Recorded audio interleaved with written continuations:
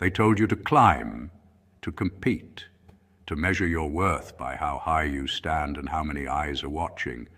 They told you that power is loud, visible, approved, stamped by crowds and crowned by titles. But they lied, because the most dangerous man in the room is never the one on the stage bathing in light. It's the one seated in the shadow, silent, observant, watching the stage slowly rot beneath the weight of its own performance. Because status is a leash, a polished one, gold-plated, decorated with applause and false promises. And most men rush to place it around their necks without realizing how gently it tightens every time they seek validation, every time they need recognition, every time they wait for permission to feel important. But the Sigma doesn't. He understands early what others learn too late, that if you chase status, you can be controlled by it. If you need recognition, you can be starved. If you crave approval, you can be owned, steered, provoked, silenced, or discarded. So he opts out, not loudly, not rebelliously, not with speeches or defiance, but quietly, almost invisibly. He becomes a ghost inside the system, present but ungraspable, operating without announcing himself, moving without leaving fingerprints. While others scramble for rank, he studies the architecture of power itself, the hidden incentives, the fragile egos, the unspoken rules. He doesn't climb hierarchies, he maps them, understands who benefits, who pretends, who panics when ignored, and then he walks straight past them, untouched by their gravity because he knows the truth.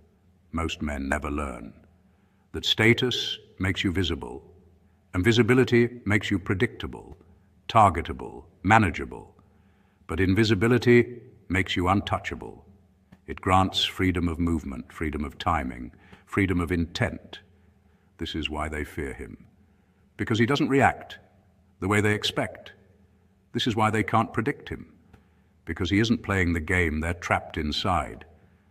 And this is why he's dangerous, not because he demands power, but because he doesn't need it, not because he dominates rooms, but because he can leave them without loss. His strength lives in restraint, his aura in absence, his mastery in silence. And by the time others notice him, the board has already shifted, the rules already bent, and the stage they fought for is quietly collapsing behind them. Now let's dive deep. Point 1, the silent rejection of the ladder. Most men are taught that life is a ladder, a vertical structure where worth is measured in rungs climbed, eyes impressed, names recognized, and applause accumulated. From an early age, they are conditioned to believe that movement upward equals progress and that stillness equals failure. The Sigma male never fully accepts this premise, not because he lacks the capacity to climb, but because he observes something unsettling long before others do. The ladder does not lead to freedom. It leads to exposure. Each rung higher increases visibility, predictability, and dependence on external validation. The higher a man rises, the more he must explain himself, perform himself, and defend the image others have invested in. The Sigma male watches this quietly. He notices how men begin to censor their thoughts once status enters the room, how opinions become safer, and how identity becomes a brand to be protected rather than a mind to be sharpened. He sees how the ladder demands constant performance, how it rewards conformity disguised as success, and how it punishes deviation more than incompetence. And so he steps aside, not loudly, not definitely. There is no announcement, no manifesto, and no need to be seen rejecting it. He simply does not participate. This single decision removes him from the psychological economy that governs most men. He is no longer trading authenticity for approval, no longer racing against invisible rivals, and no longer anchored to rankings that can be revoked overnight. And because he does not compete for rank, he is not ruled by the fear of losing it. This is where his danger begins. A man who does not need the ladder cannot be intimidated by heights, cannot be controlled by praise, and cannot be threatened with a fall. He moves differently, thinks independently, and operates outside systems designed to manage ambition. In a world obsessed with ascent, the man who chooses freedom over visibility becomes unpredictable, untouchable, and quietly powerful. Point 2. Status as a psychological leash. Status appears powerful because it is visible, but visibility is not power. It is exposure, and exposure is vulnerability dressed as importance. The more a man is seen, labeled, celebrated, and ranked, the easier he is to trace, influence, and contain. When a man binds his identity to a title, a reputation, or a role others can recognize, he becomes legible to the system around him. His motivations are assumed, his fears are known, and his buttons are installed in plain sight. He can be predicted, pressured, and corrected. The Sigma male understands this instinctively. He knows that status is never owned. It is rented, loaned conditionally by structures that expect obedience in return. You may keep the badge as long as you perform correctly, speak safely, and mirror the dominant narrative. The moment you drift, question, or move independently, the loan is revoked, and the fall is public. This is why the Sigma male rejects the contract entirely. He refuses to anchor his identity to symbols that can be withdrawn, mocked, or stripped away. Because nothing external defines him, nothing external can truly threaten him. This changes how he moves through the world. His speech is unhurried, because urgency is a tell. His silence is deliberate because reaction is leverage. He does not flare up at insults meant to provoke compliance, because those provocations are tests, subtle demands to re-enter the hierarchy. When he does not respond, the atmosphere shifts. Confusion replaces confidence. The usual social tools fail to connect. People sense it immediately. There is nothing to pull, nothing to shame, and nothing to reward or punish. The leash searches for a collar and finds none. In that absence, real power emerges. Not loud, not visible, not celebrated, but intact, mobile and untouchable, operating quietly beyond the reach of status games that consume men who mistake recognition for freedom. Point 3. Ego starvation and emotional containment. Most men unknowingly build their ego into a hunger system, a fragile internal economy that depends on external validation to remain balanced. They require acknowledgement to feel stable, compliments to regulate their sense of worth, and reassurance to maintain forward motion. Criticism destabilizes them because it threatens the supply line. Remove the applause and the structure collapses. The Sigma male performs an internal operation that most men avoid precisely because it is painful and unrewarded. He starves the ego deliberately. He withdraws from the noise, the mirrors, and the constant measurement of how he is perceived. He learns to sit with invisibility, not as punishment, but as training. He allows himself to go unnoticed without compensating, without posturing, and without announcing his value. This voluntary absence recalibrates his nervous system. Over time, this produces emotional containment. His reactions are slow because they are no longer reflexive. His facial expressions soften because he is not performing for approval. His silence lengthens because he has nothing to prove. This is not passivity, it is compression. Energy is no longer leaked through unnecessary speech or emotional displays. It is stored. Emotional containment allows him to observe others clearly because his perception is no longer distorted by the need to defend an identity or impress an audience. He's not busy managing how he appears, so he sees how others unravel. When men speak around him, they reveal more than they intend. Their insecurities surface in jokes. Their ambitions leak through over-explanation. Their fears show up as aggression or bragging.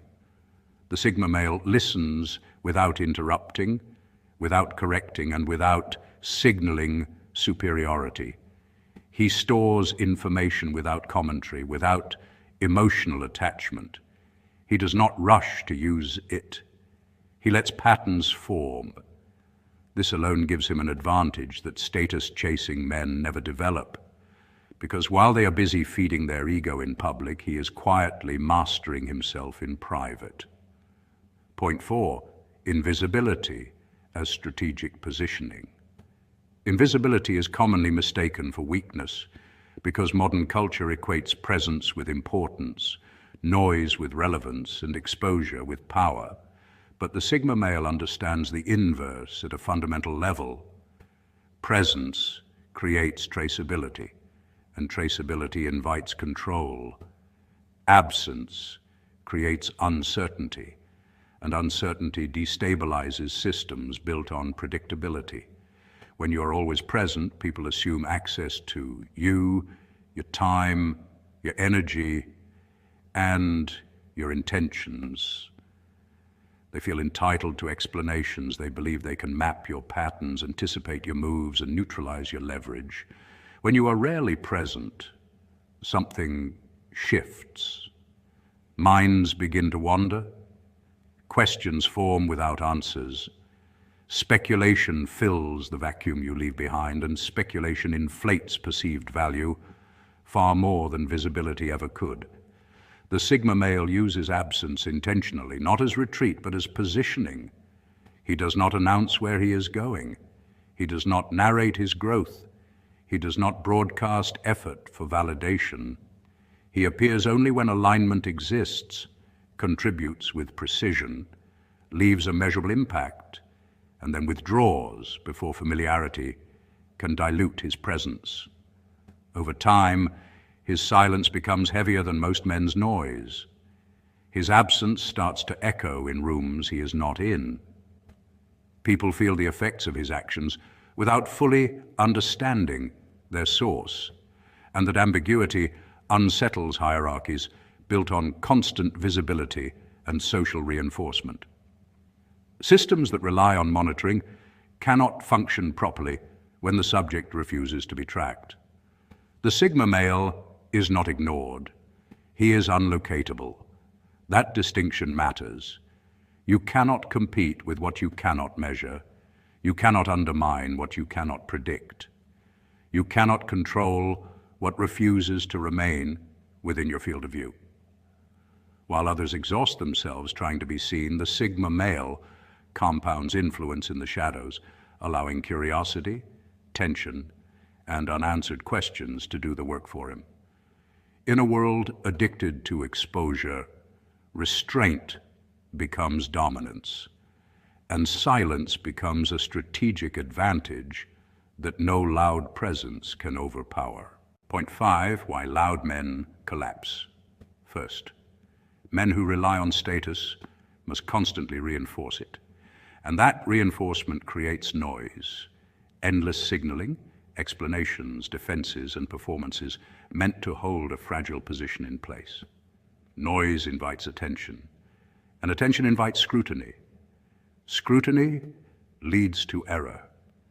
Public men make public mistakes because they are always visible, always speaking, always acting in ways that must be justified. Their words are archived. Their gestures are analyzed. Their promises are replayed against their failures. Every contradiction is documented and stored, waiting to be used. Status demands consistency, but life guarantees pressure, and pressure exposes cracks. The Sigma male operates below this threshold of exposure. He does not build his identity on applause, so he does not fear silence. Because he does not advertise his intentions, he preserves flexibility. He moves without announcing arrival. He exits without explanation. He pivots without apology. There is no audience to disappoint. no narrative to defend, no image to repair.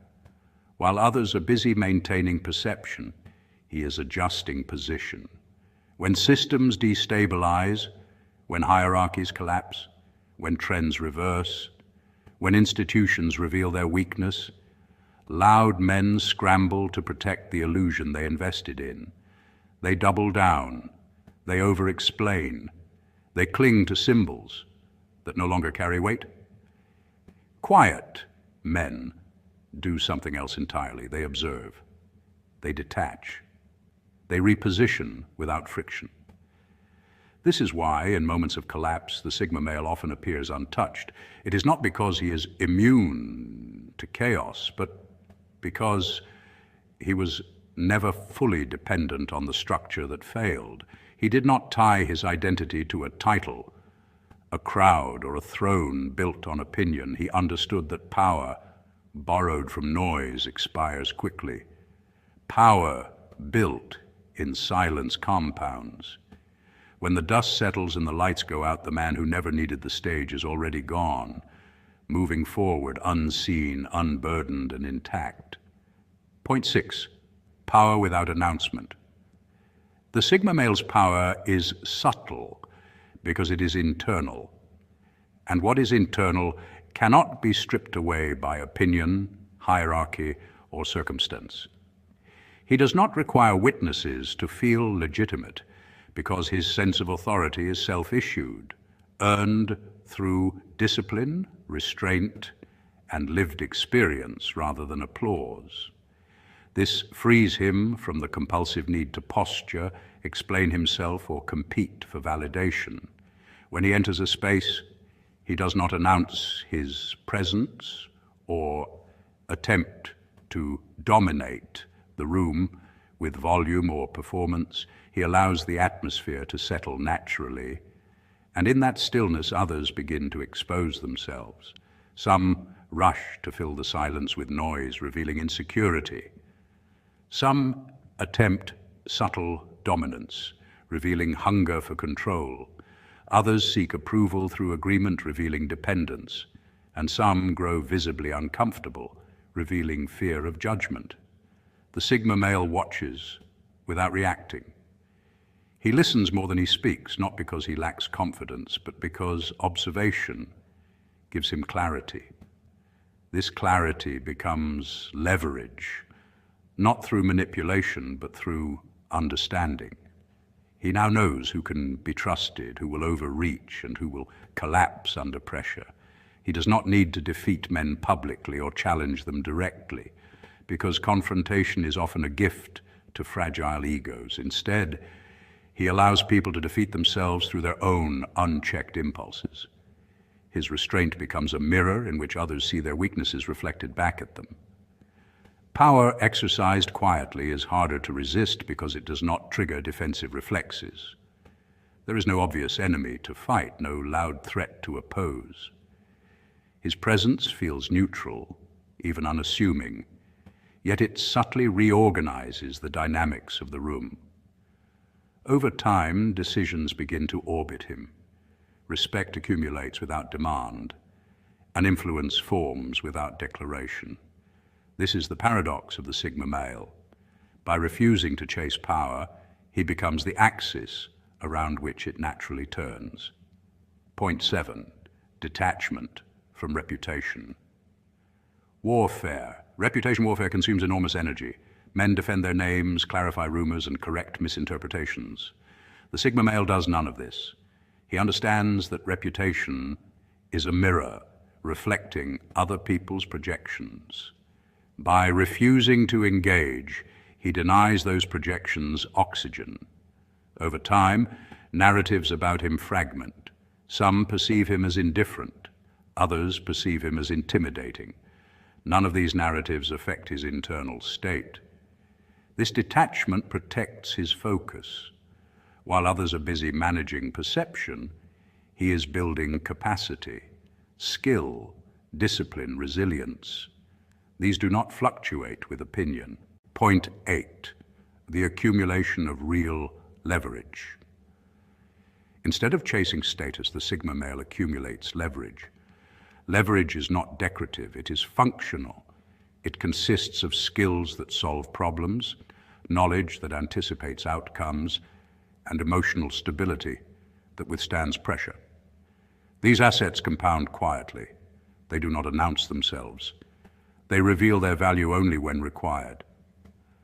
When a moment arrives that demands competence rather than appearance, the Sigma male moves decisively.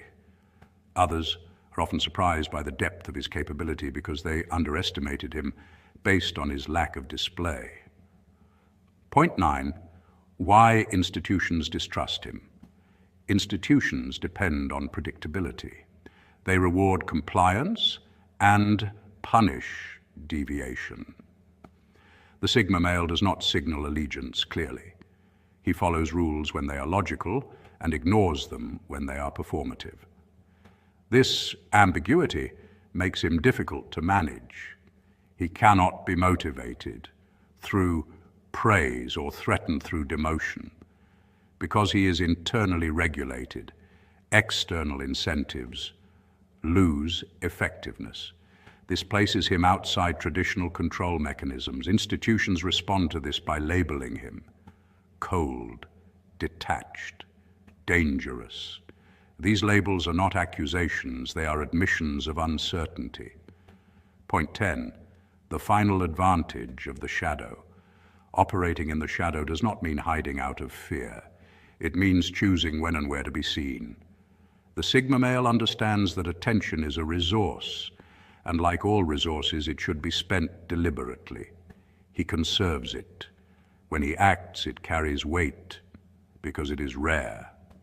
When he speaks, people listen because he does not speak often. When he leaves, his absence is felt because he was never excessive. This is the final advantage. He is not bound to momentum. He is not trapped by expectation. He remains adaptable, centered, and internally sovereign. In a world obsessed with status, the man who does not chase it becomes the most difficult to manipulate, the hardest to predict, and ultimately, the most dangerous.